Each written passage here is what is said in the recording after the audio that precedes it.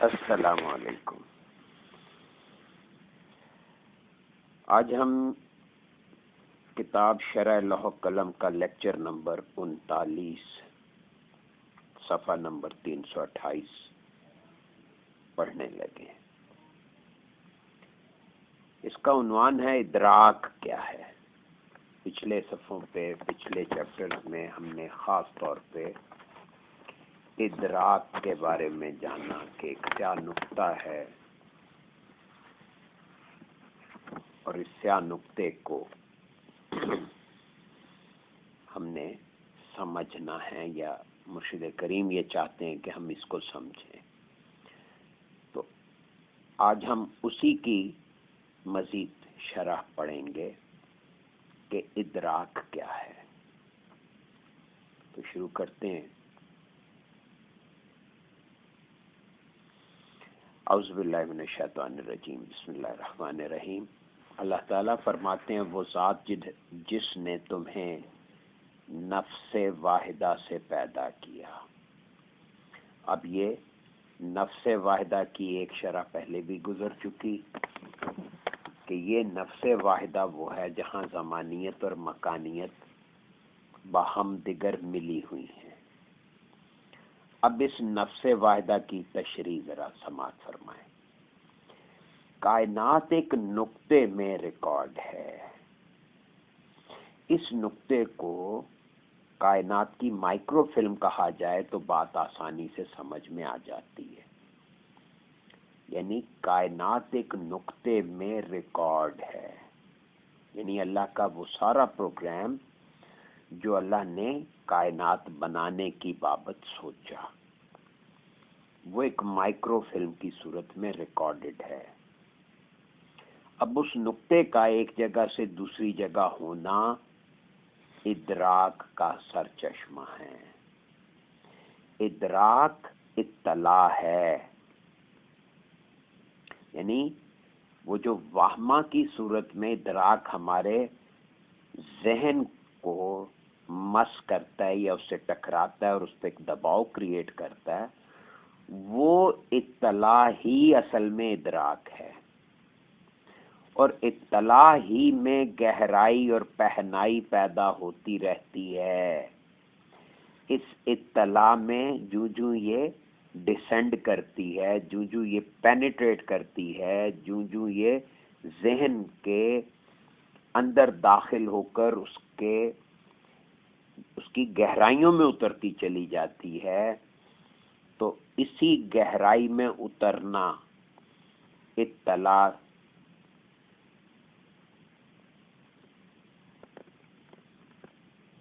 میں اصل میں اطلاع جو ذہن میں اترتی ہے تو یہی اطلاع میں گہرائی اور پہنائی پیدا ہوتی ہے۔ جب وہ تصور بن جاتی ہے، جب وہ احساس بن جاتی ہے، تو یہ اس کو گویا پہناوا مل جاتا ہے۔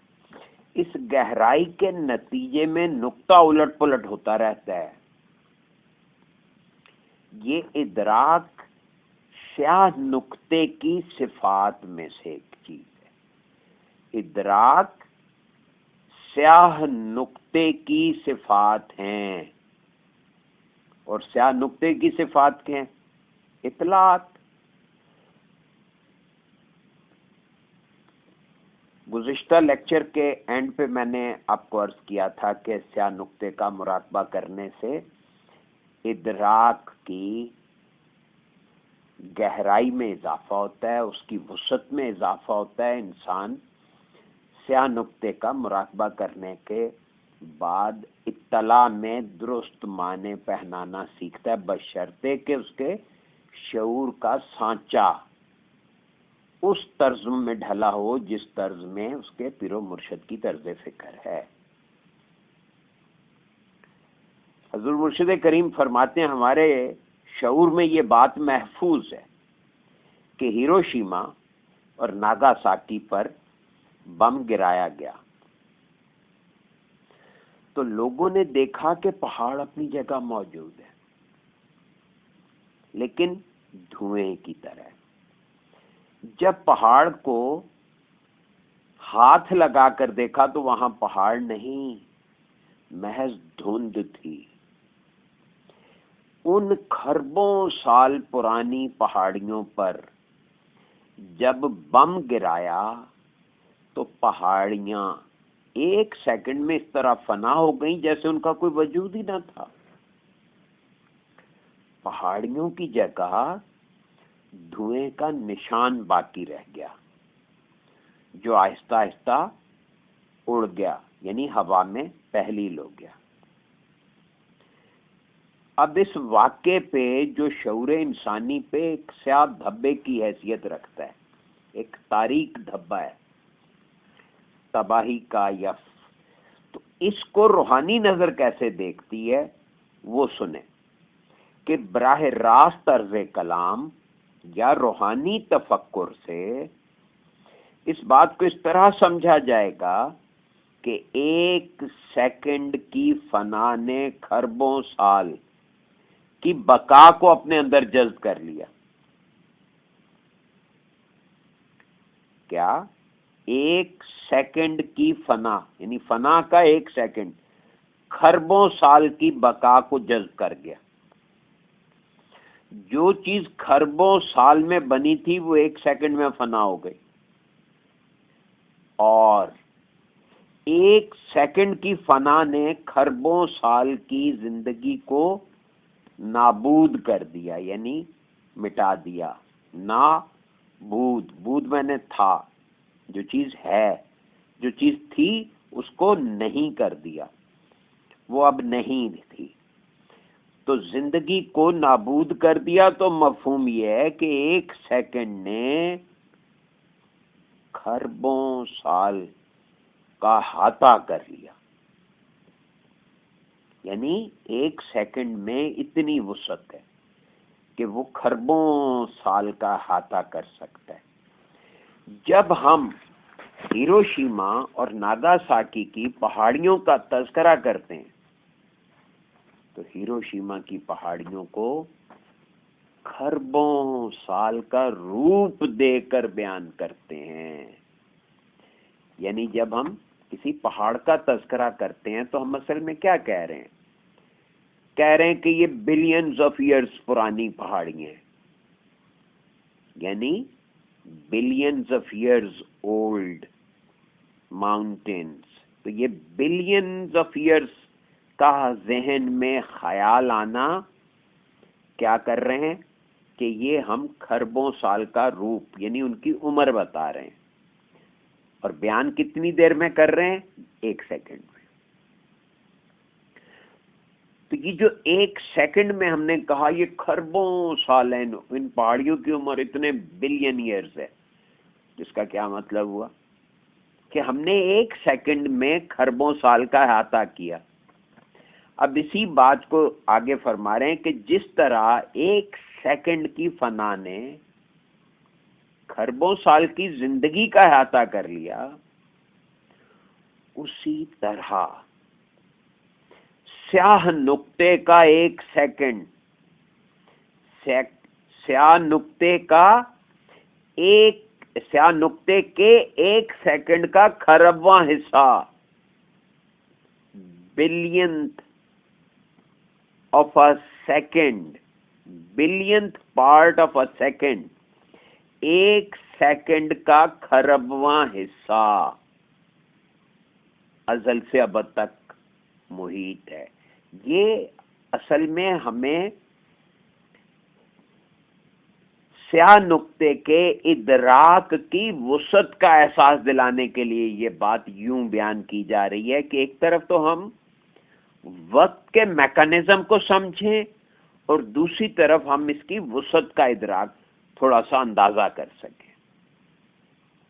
ہم ازل تا ابد سیاہ نقطے کی کارگزاری کو اس لیے نہیں سمجھ سکتے کیونکہ ہم جس ادراک کو استعمال کرنے کے عادی ہیں وہ سیکنڈ کے خربویں حصے کا مشاہدہ نہیں کر سکتا. یہ ہے بے بسی ہمارے اس شعوری ادراک کی. اور جو ادراک سیکنڈ کے خربویں حصے کا مشاہدہ کر سکتا ہے وہ شعوری دائرے سے باہر ہے. اب سیکنڈ کے खरबवें हिस्से का मुशाहिदा करने का कानून सूरह कदर में बयान किया गया। अल्लाह ताला फरमाते हैं, हमने उतारा इसे शबे कदर में और तू क्या बूझा, क्या है शबे कदर। अल्लाह ताला हजूर अलैहिस्सलातु वस्सलाम से इरशाद फरमाते हैं कि आप सल्लम क्या समझे कि शबे कदर क्या है। शबे कदर की एक रात बेहतर है 1000 महीने से, और उस रात की खसूसियत ये है कि फरिश्ते और जिब्राइल उतरते हैं अपने रब के हुक्म से। अमान और सलामती की रात है सुबह होने तक। शबे कदर में जो इदराक मुतहर्रक हो जाता है, उस इदराक की रफ्तार आम शऊर से 60,000 गुना ज्यादा होती है। ये जो इसमें अल्फे शहर है, अल्फे शहर 1000 महीना, 1000 महीने में जाहिर है कि एक महीने में एवरेज 30 दिन है, तो 30 दिन और 30 रातें, पूरा एक महीना 30 दिन और 30 रातों पे मुश्तमिल होता है, तो ये 60,000 इस रेशो से कहा गया।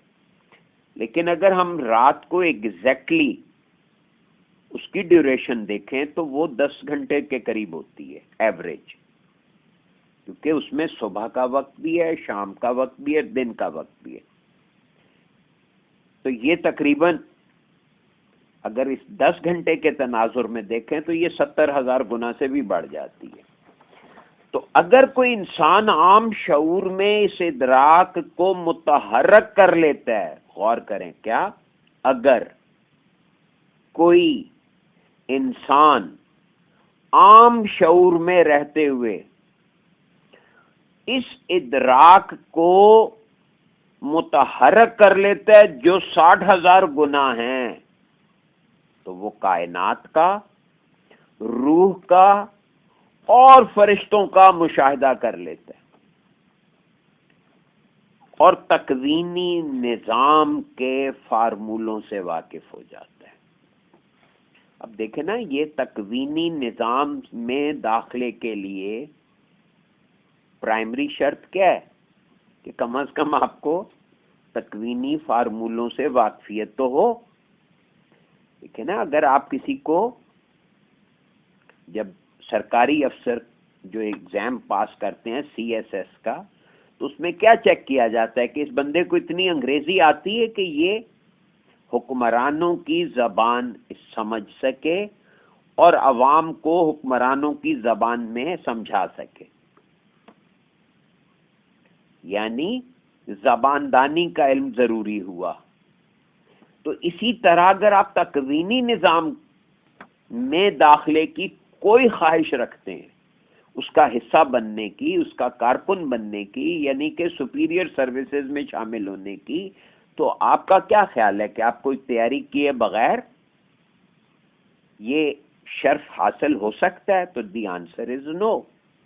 और ये उसका देखें towards the end of the book बिल्कुल वाज़ेह करके बता दिया कि तकवीनी निज़ाम के फार्मूलों से वाकिफ होने के लिए ज़रूरी है कि हम शब कदर के हवास यानी स्या नुक्ते के इदराक से आगाह हों, यानी उस दर्जे का इदराक हासिल कर लें। इंसान के अंदर एक आम शऊर काम करता है और एक आम शऊर के बरक्स उसके अंदर एक ऐसा शऊर काम करता है जो इदराक यानी जो आम इदराक या आम शऊर से 60,000 गुना ज्यादा है। तसव्वुफ में इसी इदराक को यानी इदराक के इस दर्जे को फतह का नाम दिया जाता है और सालिक को फतह में दाखिल करने के लिए कई मनाजिल से गुजरना होता है। सालिक सलूक के रास्ते पर सफर करता है تو عام شعور سے سفر کرتا ہے، اور عام شعور میں رہتے ہوئے طرح طرح کی مشقیں کرتا ہے. ان مشقوں سے شعور کی رفتار بتدریج زیادہ ہوتی رہتی ہے، اور یہ رفتار بہتر ہوتے ہوتے فتح کے درجے تک پہنچ جاتی ہے. یعنی یہ جو شعور میں رہتے ہوئے مشقیں کروائی جاتی ہیں، جو مراقبے کروائے جاتے ہیں، جو پیر و مرشد اس کے لیے کورس ڈیزائن کرتا ہے، وہ اس بندے کی یعنی کہ سالک کی ذہنی سکت کو مد نظر رکھتے ہوئے کرتا ہے. اس میں سانس کی مشقوں سے لے کر راتوں کو جاگنے، روزے رکھنے، اس قسم کی مشقیں کروائی جاتی ہیں. تو پہلے مقام پر جب سلوک کی راہوں پر سفر کرتے ہوئے مزاحمت ٹوٹتی ہے، یعنی پہلے مقام پر کیا ہوتا ہے؟ جب آدمی سلوک کی راہوں پر سفر کرنے نکلتا ہے تو اس کے اندر کا شعور بے تحاشا مزاحمت کرتا ہے. اس درجے مزاحمت کرتا ہے کہ بندہ سارے نظام سے باغی ہو جاتا ہے. اس درجے مزاحمت کرتا ہے کہ وہ کہتا ہے کہ مجھے تو نیند آ گئی. اس درجے مزاحمت کرتا ہے کہ میرا دل نہیں کر رہا، مجھے تو موقع ہی نہیں مل رہا. یعنی شعور کسی طور اسے یہ کرنے نہیں دیتا. اس پہ حضور مرشد کریم کا ارشاد عالی مقام سن رکھیں کہ ایک دفعہ ایک صاحب کہنے لگے تو حضور نے کہا کہ آپ کو اپنی اس مزاحمت کو بے رحمی سے کچل دینا ہوگا، ورنہ آپ آگے نہیں بڑھ سکتے. تو جب مزاحمت ٹوٹتی ہے، یعنی کہ جب مزاحمت کا جس کا سامنا ہوتا ہے، وہ جو اندر سے جو اپوزیشن چل رہی ہوتی ہے، وہ جو اندر سے ریزسٹنس ڈیولپ ہو چکی ہوتی ہے، وہ جو شعور خود کو تبدیل نہ کرنے کے لیے بہانے گھڑ رہا ہوتا ہے، جب وہ مزاحمت ٹوٹنے لگتی ہے تو سالک کے اوپر غنودگی طاری ہوتی ہے. یعنی ذہن ایسے لگتا ہے جیسے سن ہو گیا، سو گیا. تو غنودگی سے مراد یہ ہے کہ سالک آنکھیں بند کر کے بیٹھتا ہے تو اس کے اوپر سونے جاگنے کے درمیانی عمل کا غلبہ ہو جاتا ہے. یعنی ذہن کو ریلیکس کروایا جاتا ہے تاکہ وہ خواب کے حواس میں جاگتے ہوئے داخل ہو سکے، تو اسے غنودگی کی کیفیت کہتے ہیں. یعنی صاف لکھا ہے تو اس کے اوپر سونے جاگنے کے درمیانی عمل کا غلبہ ہو جاتا ہے. یعنی نہ وہ سو رہا ہوتا ہے نہ جاگ رہا ہوتا ہے، اس کے درمیان میں ہوتا ہے. تو یہ عمل کا غلبہ ہو جاتا ہے. اب اطلاع جو آنکھوں کے سامنے نہیں ہے وہ دماغ پر وارد ہوتی ہے. یعنی ایک چیز آپ کے سامنے موجود نہیں ہوتی لیکن اس کی اطلاع دماغ پر وارد ہو رہی ہوتی ہے. سالک اسی اطلاع کو کسی حد تک قبول کرتا ہے، یعنی محسوس کرتا ہے کہ میں نے کچھ دیکھا، اور پھر غنودگی کی کیفیت سے نکلنے کے بعد شعور کی مزاحمت گھٹتی ہے تو ورود میں داخل ہو جاتا ہے. یعنی غنودگی کی کیفیت سے نکلنے کے بعد شعور پھر مزاحمت کرتا ہے، پھر آپ اسے مزید کاٹتے ہیں، مزید اسے گھٹاتے ہیں. جب وہ مزید گھٹتی ہے تو وہ غنودگی کی کیفیت بڑھ کر ورود بن جاتی ہے، اور ورود کے اندر شعوری مزاحمت ٹوٹتی ہے تو سکت اور بڑھتی ہے. یعنی پھر ورود میں بھی ریزسٹنس جاری رہتی ہے. جب ورود کے اندر شعوری مزاحمت ٹوٹتی ہے تو سکت اور بڑھتی ہے، اور سکت میں اضافے کے بعد سالک تیسری منزل میں داخل ہو جاتا ہے. اس مقام کو کشف کہتے ہیں. غور کریں، جب آپ شروع کرتے ہیں سفر تو غنودگی، پھر ورود، اور پھر اس کے بعد کشف آ گیا، کشف کے بعد الہام، اور الہام کے بعد معانقہ، اور معانقے کے بعد کی درجے کو مشاہدہ کہتے ہیں۔ اب الہام کا مطلب ہے اطلاع کا براہ راست وصول ہونا، اور معانقہ لغوی معنوں میں بغل گیر ہونے کو کہتے ہیں، اور یہ بغل گیر ہونے کی کیفیت جو ہے اس کے بعد جا کر مشاہدہ ہوتا ہے، یعنی جب آپ کسی اطلاع سے بغل گیر ہو جاتے ہیں، یعنی اس کو سچ مچ جسے کہتے ہیں نا پنجابی میں جفی ڈال کے، یعنی جب آپ کسی چیز کو اس درجے سمیٹ لیتے ہیں، اسے معانقہ کہتے ہیں۔ کشف جاننے کو کہتے ہیں، الہام اسی جانکاری میں ڈائریکٹنیس کو کہتے ہیں، جب وہ ڈائریکٹلی اللہ کی طرف سے آ رہی ہو۔ مشاہدے کے بعد سیر، اور سیر کے بعد فتح کا مقام ہے۔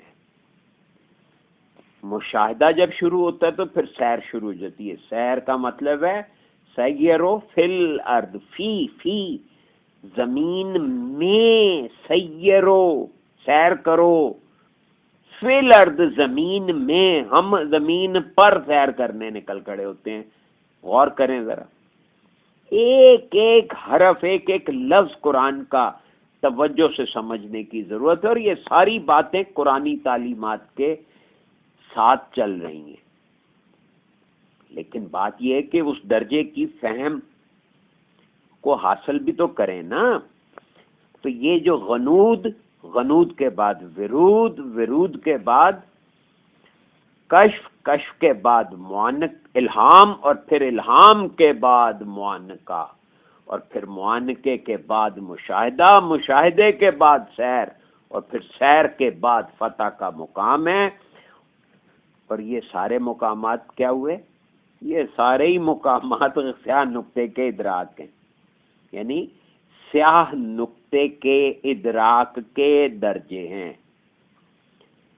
جیسے جیسے شعور سیاہ نقطے کے قریب ہوتا چلا جاتا ہے، اسی مناسبت سے وسعت پیدا ہوتی ہے، اور وسعت میں اضافے کے ساتھ شعور کی رفتار میں اضافہ ہوتا رہتا ہے، اور یہی رفتار بڑھ کر جب 60,000 گنا ہو جاتی ہے، اور بندے کے اندر شعوری رفتار جب 60,000 گنا ہو جاتی ہے، تو پہلا کام کیا ہوتا ہے؟ اس کے سامنے فرشتے آ جاتے ہیں، یعنی وہ فرشتوں کو دیکھنے لگتا ہے۔ فتح کے حامل بندہ، فتح کا حامل بندہ، یعنی فتح کے حامل بندے کی بصیرت اتنی وسعت اختیار کر لیتی ہے کہ وہ ازل سے ابد تک کے معاملات کو کھلی آنکھوں سے دیکھتا اور سمجھتا ہے۔ دو چیزیں، فتح کا حامل ہونا، جب آدمی فتح کے درجے کا حامل ہو جاتا ہے، یعنی وہ اسے حاصل ہو جاتی ہے وہ کیفیت، تو اس کی بصیرت میں اتنی وسعت آ جاتی ہے کہ وہ جان لیتا ہے کہ کسی چیز کو اللہ کیوں شروع کر رہا ہے، اور اس کا انجام بھی اس کو نظر میں ہوتا ہے کہ اللہ کیا چاہتا ہے کہ اس کو کس طرح سے اینڈ کرنا ہے۔ اس اینڈنگ کے علاوہ سب کچھ ضائع جاتا ہے۔ اگر کوئی چیز آغاز ہوتی ہے اور وہ اس اینڈ کی طرف جائے جس طرف اللہ لے جانا چاہتا ہے، تو وہ ابد بن جاتی ہے۔ تو چونکہ اس کو مشیت ایزدی کا، یعنی اللہ کے چاہت کا اندازہ ہوتا ہے، اس لیے وہ چیزوں کو اپنے ذہن سے اس سمت میں ڈائریکٹ کرنے کی کوشش کرتا ہے، اور فتح کے مقام پر پہنچنے کے بعد پھر مراقبے کی ضرورت نہیں رہتی، مراقبے کی اینڈنگ ہو جاتی ہے، اصل میں مراقبے کا پھل ملنا شروع ہو جاتا ہے۔ مراقبے کا درخت جو ہے وہ ایک خودرو چھوٹی سی جھاڑی بنتا بنتا ایک تناور درخت بن کے جب برگ و بار سے لد کے اس پہ جب پھل آ جاتا ہے، پھر جا کے اسے مراقبے کی ضرورت نہیں رہتی، وہ ہر وقت حالت مراقبہ میں ہوتا ہے، یعنی اس کو پھر بہت کچھ دکھ رہا ہوتا ہے۔ وہ بندہ جو اللہ کے انعام کے تحت، یاد رکھیں کہ یہ مقام کسی کی ذاتی کوششوں کا نتیجہ نہیں ہوتا، کوششیں فرض ہیں اور اس کا نتیجہ اللہ کا انعام ہے۔ انعام کا لغوی مطلب ہے نام، یعنی یس، اللہ اس کو اپروول دے دیتا ہے اس کی کوششوں کو۔ تو وہ بندہ جو اللہ کے انعام کے تحت فتح کے درجے سے واقف ہو جاتا ہے، یا جس کے ذہن میں فتح کی رفتار پرواز متحرک ہو جاتی ہے،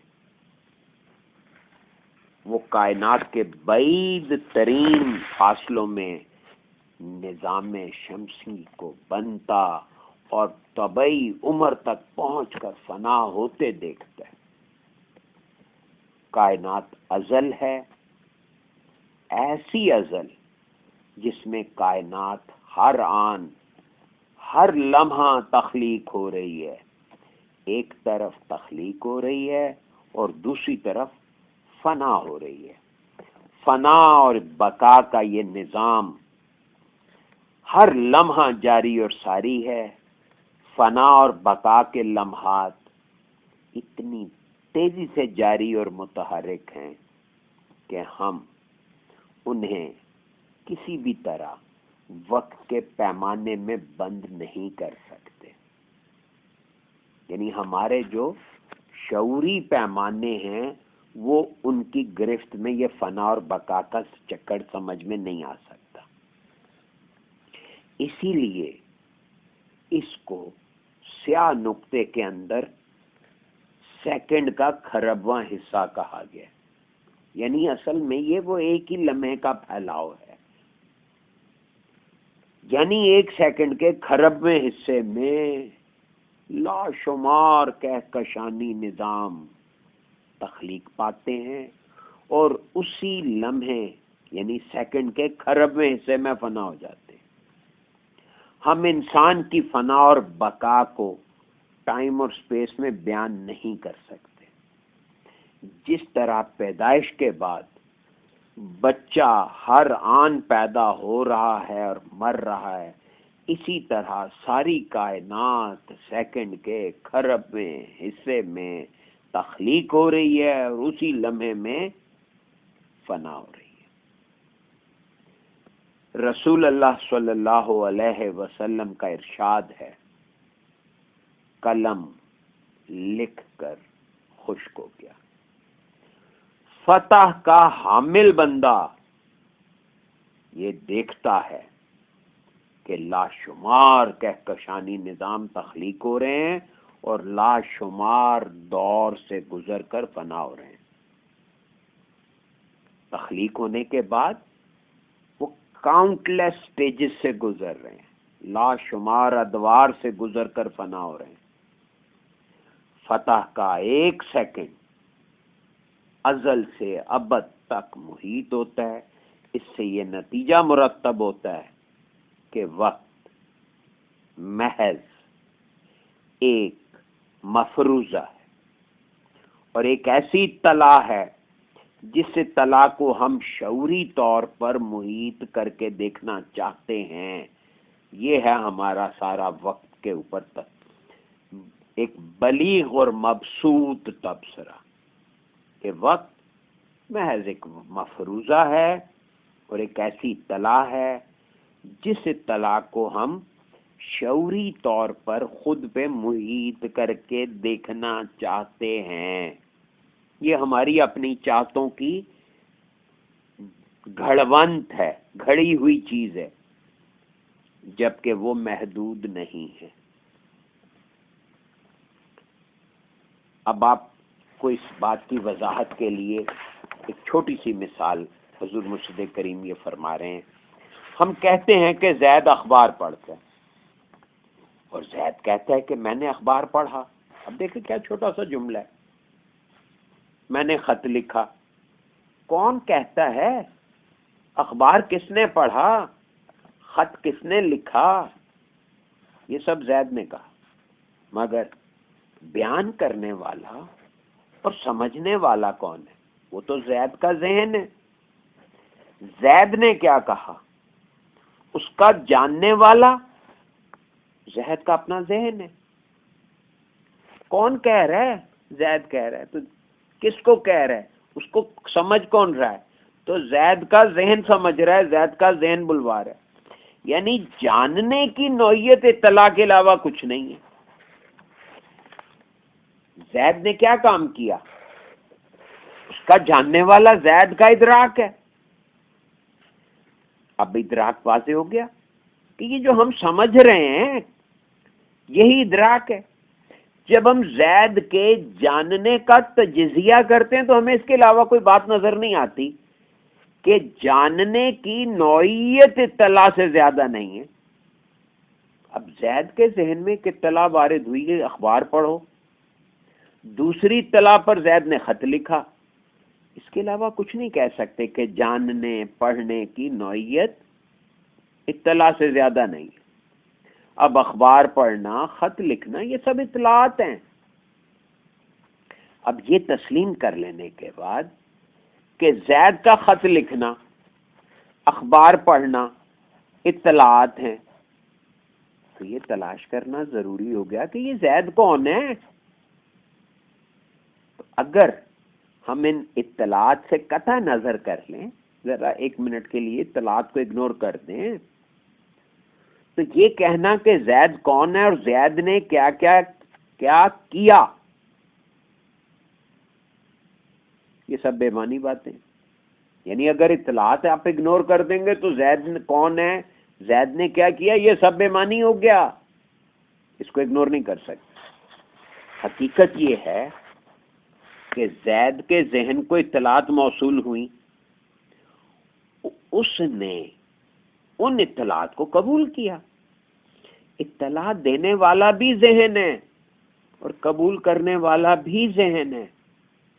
اطلاع دینے والا اور اطلاع قبول کرنے والا، یہ دونوں وہی سیاہ نقطہ ہے جس کو ادراک کہا گیا ہے۔